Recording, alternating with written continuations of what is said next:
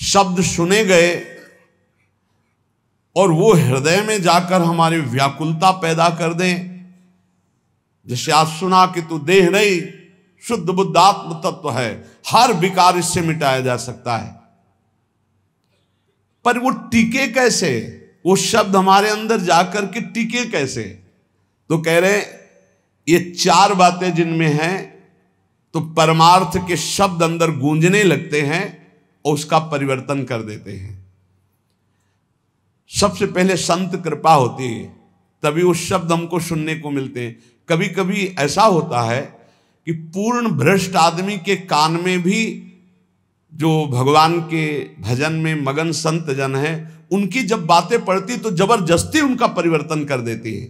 उनका पावर जो भजन का है, कृपा का है गुरुजनों के, वो शब्द के साथ जाता है और जीव का परिवर्तन कर देता है। पर उससे आगे बढ़ने के लिए, जैसे देखा गया 4-6 महीने तो ठीक चला, हम फिर फिसल गए।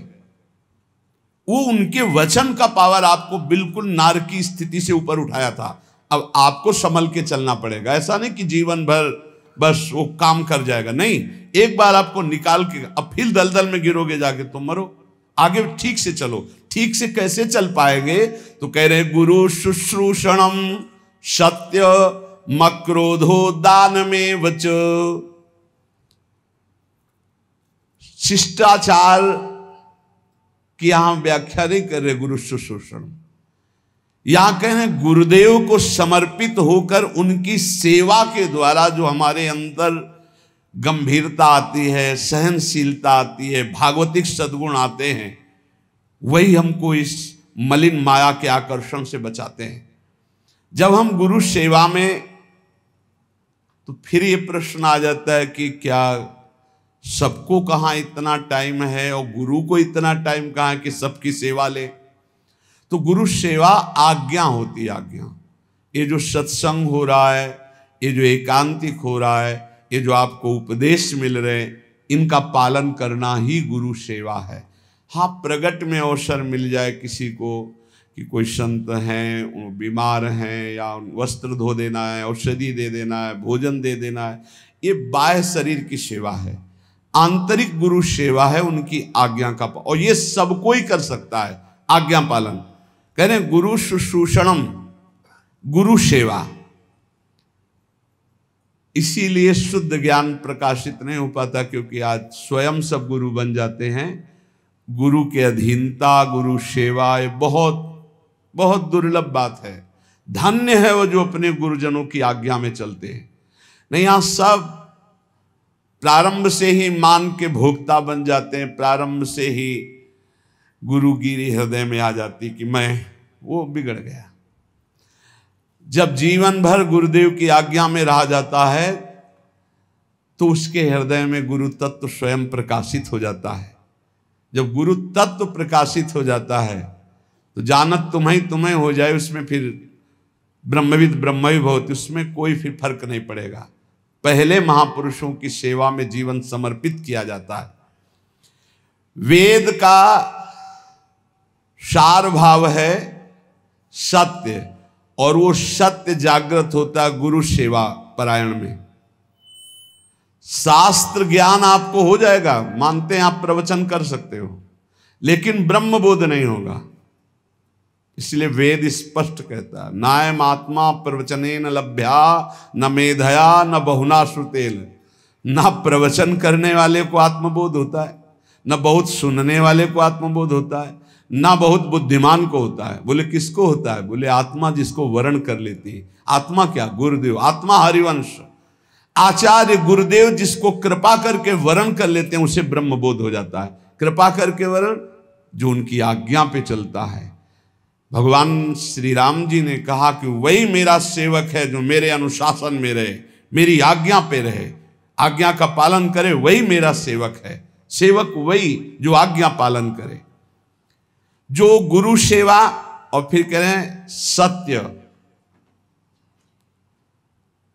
सत्य भगवान का नाम है। जो भगवान नाम जप करते हैं, जो सद आचरण करते हैं, शास्त्र विरुद्ध आचरण असद आचरण है, और शास्त्र के अनुकूल आचरण सद आचरण है। सद आचरण, सद भाषण, सदचिंतन उसे सत्य कहते हैं। जिसका वचन, कर्म और मन संकल्प विकल्प आदि सत्य के अंतर्गत करे वही सत्य है। और मक्रोधो, जब आपका साधन बनेगा तो आपको गुस्सा आने लगेगी, ये अनुभव की बात कह रहा हूं।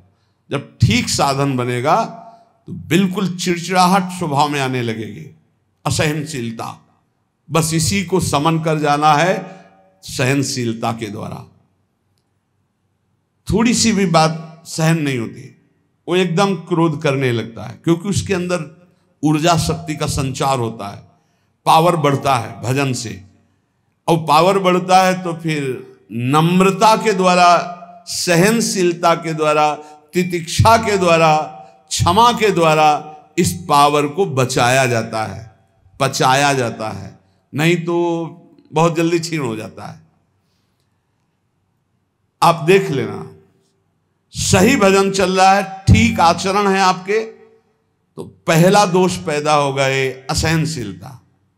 अगर बात करें तो एक चिड़चिड़ाहट सी होगी, एक अच्छा नहीं लगेगा। जरा सा कोई गलती कर दे तो एकदम कड़वा स्वभाव, इसको शासन में ले। ये होता है, खुद अनुभव की बात कह रहा हूं, होता है। इसलिए कहा कि गुरुजनों की सेवा, सत्य आचरण, सत्य भाषण, सत्य विचार, और फिर कहा मक्रोध हो, अक्रोध, क्रोध ना करना। क्रोध के बहुत से आपके सामने उपाय भेजे जाएंगे जिससे आपको गुस्सा आ जाए, पर आप गुस्सा न कीजिएगा, नहीं तो आपका जो भागवतिक पावर बना है वो क्षय हो जाएगा। बाबा तो इतनी जोर की बात, उड़िया बाबा कहते हैं कि यदि क्षय करना है किसी को तो गुस्सा दिला दो, किसी के तप को क्षय करना है तो उसे गुस्सा दिला दो, और वो गुस्सा हो गया तो 1 महीने के भजन की ऊर्जा शक्ति क्षीण हो जाएगी। भजन तो नष्ट नहीं होता, लेकिन उससे जो अनुभूति होनी चाहिए वो नहीं होगी। सोचो, साल में 12 बार गुस्सा कर लिए तो बचा क्या आपके पास? इसलिए कौन सी दो रहा है, कहाँ अनुभूतियां हो रही? सहनशीलता के द्वारा क्रोध का त्याग कर दे, गुस्सा त्याग कर दे। बहुत जल्दी गुस्सा आती, और गुस्सा आते ही मन में प्रतिकूल चिंतन होने लगता है। भजन है और प्रतिकूल चिंतन हुआ, कहीं हो गया तो तुम्हारा भजन रुक जाएगा, तुम्हारा भजन का प्रभाव क्षीण हो जाएगा, आगे भजन की उन्नति नहीं होगी। इसलिए बहुत संभल के किसी से गुस्सा मत करो। और आएगा गुस्सा, माया ऐसे संयोग भेजेगी कि गुस्सा आ जाए, पक्का सहन कर जाओ। बहुत कठिन है सहन करना। अच्छा, आप जा रहे हो, कोई थूक दे आपके ऊपर, अरे 1 बार थूक दे, 2 बार थूक दे, 100 बार थूका एक नाथ जी के ऊपर। वो गंगा स्नान करके, गोदावरी जी का या गोमती जो भी वहां हो, महाराष्ट्र में कौन है, गोदावरी गंगा, तो वहां स्नान करके और बार बार ऊपर से गली में थूक देता। 100 बार थूका, नीचे उतर कर आया, साष्टांग दंडवत हुआ, गलती हुई, 100 बार थूका। बोले भैया तेरे जैसा कृपालु कौन होगा, 1 दिन में 100 बार स्नान करवा दिया, वैसे 1 दिन में 1 बार होता, लेकिन 100 बार तेरी कृपा से। बिल्कुल गुस्सा नहीं आया। कुछ लोगों ने तो पैसा दे के एक आदमी को लगाया, एक पंडित जी थे, उनसे कहा कि अगर आप एक नाथ जी को गुस्सा दिला दें तो इतनी आपको मुद्रा दे देंगे। घर गए तो अतिथि आए, उन्होंने सम्मान किया। जब उनकी पत्नी परोसने लगी तो पीठ में चढ़ गए, कुछ तो गुस्सा आएगा इनको। तो उनका बहुत संभाल के देखो, पीठ से गिरने ना पावे, इनको कोई कष्ट ना होने पावे, संभाल के। पत्नी का हम पहले से सावधान है, आप चिंता मत करो। तो उन्होंने सोचा ये तो फिर भी क्रोध, कितना उन्होंने उपद्रव किया। जब उपद्रव से बिल्कुल गुस्सा नहीं तो उनका थोड़ा गुस्सा हो जाते तो मुझे वो इतनी मुद्रा देकर भेजा गया। बोले भैया क्षमा करो, पहले बता देते कि हम मुद्रा के कारण आए हैं तो हम थोड़ी गुस्सा दिखा देते, जिससे तुम्हें मुद्रा मिल जाती। क्रोध नाम की चीज नहीं। जिन महापुरुषों ने भगवत साक्षात्कार किया, अक्रोध रहे हो, क्रोध नहीं। क्रोध होने से तप क्षीण हो जाता है। क्रोध बिल्कुल नहीं करना चाहिए, पर ध्यान रखना, जब क्रोध दिलाया जाए उस समय ये ध्यान रहे कि हमारे सामने प्रश्न उपस्थित किया गया कि हमें क्रोध नहीं करना है, और ये क्रोध कराएगा तो बच सकते हो। लेकिन उस समय माया आपको ये याद नहीं रहने देगी। उस समय फिर आपको गुस्सा आ ही जाएगा, पक्का आ जाएगा। क्रोध दिलाने वाली लीला आपके सामने साधकों को प्राय होती रहती है। अगल बगल से, आसपास से कहीं गुस्सा नहीं करना, शांति से निर्णय करो। तुम्हारी परीक्षा हो रही, तुमको सहनशील बनकर आगे बढ़ना है। और फिर दान में उचर, ये सबके अंदर होना चाहिए। देत लेत मन संकन धरे, बल अनुमान सदा हित करे। दूसरों को अभय दान से बढ़कर के कोई दान नहीं है, ये सबको ही दे सकता है, सबको करना चाहिए।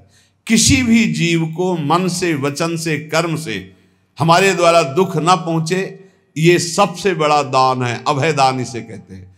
और इस अभय दान को पूर्ण निर्भयता में बदलने के लिए नाम दान है, इससे बढ़कर और कोई दान नहीं। नाम दान, किसी को भी नाम सुनाना। राधा राधा जब हम जोर जोर से बोलते जय जय श्री राधे श्याम, तो सबके कानों में नाम पड़ता है और उस नाम का हमें पुण्य मिलता है, हमारा भजन आगे बढ़ता है। इसलिए जोर जोर से नाम कीर्तन हो रहा है, जहां से आप गुजर रहे हो वहां। और जब कभी कहीं भी बैठे हो, बातचीत हो, तो बीच बीच में अभ्यास बना लो। राधा, अच्छा राधा राधा राधा राधा, अच्छा ऐसे बात करना सीखो। है ऐसे अपने मुरारी भाई हैं, वो जब बात करें राधा राधा राधा राधा, हमें बहुत अच्छा लगता है शुरू से। ये नहीं कि आज से, शुरू से ना।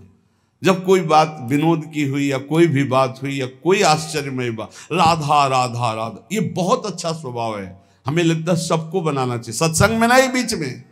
हाँ, अब सब शुरू हो गए राधा बीच में, तो ऐसे नहीं। वो जब बात परस्पर हो रही हो तब उस समय राधा राधा, बहुत मंगल। हम उपासक से बात अगर कभी करते तो यही देखते इसने कितनी बार नाम जपा, कितनी बार नाम लिया। प्रारंभ में नाम बोला, एक बार तो नाम आना चाहिए। हनुमान जी विभीषण जी को सौभाग्य क्यों प्रदान कर रहे हैं? अंदर से आवाज आई, राम राम राम नाम तेहि सुमिरन कीन्हा, हृदय हरसि कपि सज्जन चीन्हा, यही सन हठ करी हो पहचानी, साधु ते होय न कारज हानि। ये साधु है। अभ्यास बनाओ, नाम उच्चारण, बात शुरू करने के पहले नाम उच्चारण, बहुत मंगलमयी बात है। दूसरों को नाम सुना दिया, इससे बड़ा कोई दान नहीं। ये चार बातें जिसके जीवन में हैं, वो अपने भजन को बढ़ाएगा, भजन को बचाएगा और भजन को पचा लेगा। गुरु आज्ञा में रहना, सत्य क्रिया, सत्य विचार, सत्य भाषण और क्रोध ना करना, और दूसरों को अभय दान देना, भगवान नाम सुनाना। ये चार बातें बहुत जोर की, जिसमें जीव का परम कल्याण हो जाता है। वेद का सार है सत्य, सत्य का सार है जितेंद्रियता, और जितेंद्रियता का सार है त्याग, वैराग्य उपरति। त्याग, भोगों की इच्छा पर भोगूंगा नहीं क्योंकि भगवत प्राप्ति करनी। वैराग्य, भोगने की इच्छा ही नहीं रही। उपरति, भोग ही है, ऐसी वृत्ति ही खत्म हो गई। ये है संपूर्ण वेदों का सार। जो न्याय युक्त कार्य हो, जिसको महापुरुषों ने किया है, जिसका विधान किया, वही कार्य किया जाए, मनमानी कोई कार्य ना किया जाए। यदि मनमानी कार्य किया गया तो उससे लाभ नहीं होगा। आजकल बहुत मनमानी हो रही, बहुत मनमानी। कोई किसी का, ना तो निगमागम शासन स्वीकार किया जा रहा है, वेद का शासन, और ना वेदज्ञ महापुरुषों का शासन स्वीकार किया जा रहा है। सब मनमानी करने में स्वतंत्र हैं। गुरु बस इस बात का कि तुम मंत्र हमें दो, हम 50 को और देते हैं, बस इस बात के लिए गुरु मंत्र दिया, उसका साक्षात्कार किया, इसके लिए नहीं। इसके लिए तो गुरु की अधीनता स्वीकार करनी पड़ेगी। कह रहे कि यत् करोत्यशुभम कर्म शुभम वा यदि सत्तम, अवश्यम तत्समाप्नोति पुरुषो नात्र संशयः। होश में तुम जो कर्म करोगे, शुभ या अशुभ, तुम्हें भोगना पड़ेगा, कोई मिटा दे ऐसा समर्थ नहीं है। देख लो भाई,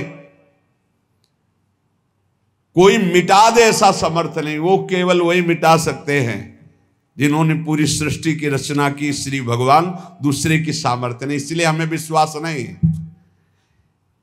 ये इसलिए बता रहे, करे यद करोत्यशुभम कर्म शुभम वा यदि सत्तमम अवश्यम तत्समाप्नोति पुरुषो नात्र संशया। अवश्य भोगना पड़ेगा जो कर्म किए हैं। इसीलिए हम कह रहे हैं किसी पर ये मत सोचो कि तुम्हारे कर्म को कोई नष्ट कर देगा, कोई नहीं, कोई नहीं। भगवान के पिता दशरथ जी का ये कर्म श्रवण कुमार का धोखे में वध हो जाना क्या नहीं मिटा सकते थे? उनके पिता ने शाप दिया, जैसे मैं पुत्र वियोग से मर रहा हूं ऐसे तू तड़प करके मरेगा। वैसा ही पूज्य महाराज दशरथ जी हा राम कह करके प्राण त्यागे। इसलिए बहुत होश में अगर गलत कर्म करोगे तो उसको भोगना पड़ेगा। और ये भ्रम छोड़ दो कि कोई तुम्हारे दान पुण्य सेव संतरा देने करके तुम कोई जंतुर अंतुर बंधवा कर अपने पाप कर्म को मिटा दोगे। मुझे समझ में नहीं आता, क्योंकि हमारा शास्त्र ऐसा नहीं कहता। बड़े बड़े महापुरुषों को भोगना पड़ा है, और उनकी तो बात क्या, जो ईश्वर कोटि के है, फिर साधारण को ऐसे मिटा सकते हैं। यद करोत्यशुभम कर्म शुभम वा यदि सत्तमो। भाई ध्यान करो, कोई भूल करके पाप मत करो, नहीं तो उसे भोगना पड़ेगा, अवश्य अवश्य भोगना पड़ेगा। कोई नहीं मिटा सकता, संसार में कोई नहीं मिटा सकता। इसलिए सताम धर्मेण वर्तेत क्रियाम शिष्टवदाचरेत असंक्लेशेन लोकस्य वृत्तिम लिप्सेत वै द्विज। जो सत्पुरुषों ने आचरण किए हैं, जो सत्पुरुषों ने आचरण का विधान किया है, उसके अनुसार जो आचरण करता है वो धर्म है, और धर्म करने वाला कभी दुखी नहीं होता। तो आप कहोगे धर्मराज युधिष्ठिर को 12 वर्ष का वनवास, 1 वर्ष का अज्ञातवास मिला, धर्म करना क्या, वो तो धर्मराज हैं। तो जुआ खेलना अधर्म है, उपहास करना किसी का अधर्म है, किसी को नीचा दिखाना अधर्म है, अधर्मियों की सभा में बैठना अधर्म है। कई तरह की बातों का अधर्म होता है। जान रहे हैं कि महाराज धृतराष्ट्र इस समय अधर्म से युक्त हैं, तो उनकी आज्ञा का पालन नहीं करना चाहिए। जान रहे हैं कि छल कपट अधर्मी शकुनी है, पासा वो चल रहा है, जीत उनकी हो रही, खुला अधर्म, खुला अधर्म का खेल हो रहा, कैसे स्वीकार कर लिया। और द्वित कीड़ा धर्म है, मदिरा पीना, व्यभिचार करना, मांस खाना, द्वित कीड़ा करना, ये सब एक लाइन में रखा गया है। इसीलिए महाराज को 12 वर्ष का वनवास, 1 वर्ष का अज्ञातवास भोगना पड़ा। सत्पुरुषों द्वारा पालित धर्म के अनुसार बर्ताव करे। जो संत पुरुष आचरण करने का विधान करते हैं, शास्त्र विधान करता है, वैसे ही कभी दुख नहीं मिलेगा। ध्यान रखना, अधर्म करने पर ही दुख का परिणाम भोगना पड़ता है। ये जो हमारे नाना प्रकार के शारीरिक मानसिक क्लेश हैं, ये हमारे पाप कर्म का परिणाम है। भली भांति कोई भी कर्म करने के पहले विचार करो, तो अंदर से सबके भगवान सदगुरु रूप में बैठकर उत्तर देते हैं कि तुम गलत करने जा रहे हो, मत करना। दूसरे लोगों के किए हुए कर्म को देखकर मत करो। बहुत लोग ऐसा करते हैं। अब तो सब नरक जाएंगे, तुम भी जाओगे क्या? तुम सत्संगी हो, तुम्हारा विवेक जागृत होना चाहिए। सब अगर 1000 लोग हैं, 1000 गलत कर रहे हैं, तो एक सही चलो, चलो तुम अपने मार्ग पे, 1000 का अनुसरण नहीं करना।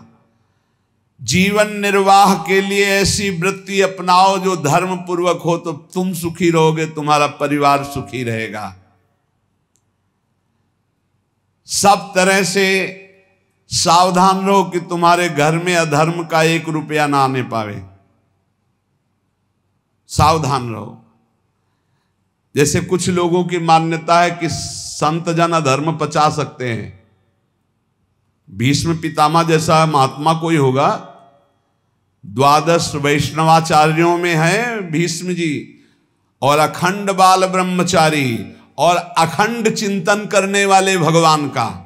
और दुर्योधन का अन्न खाया, उन्होंने स्वीकार किया, बताया द्रौपदी को कि उस समय मेरी बुद्धि निर्णय करने में असमर्थ थी क्योंकि मैं दुर्योधन का अन्न खाया था। अगर अधर्म का रुपया चला जाए तो महात्मा की भी बुद्धि को कमजोर कर दे, भ्रष्ट कर दे, फिर गृहस्थों की बात क्या। अधर्म के धन से बचना चाहिए। अधर्म का अन्न जो है वो बहुत हानिकारक है, इसलिए गृहस्थी में ये लोग सोचते रुपया आना चाहिए,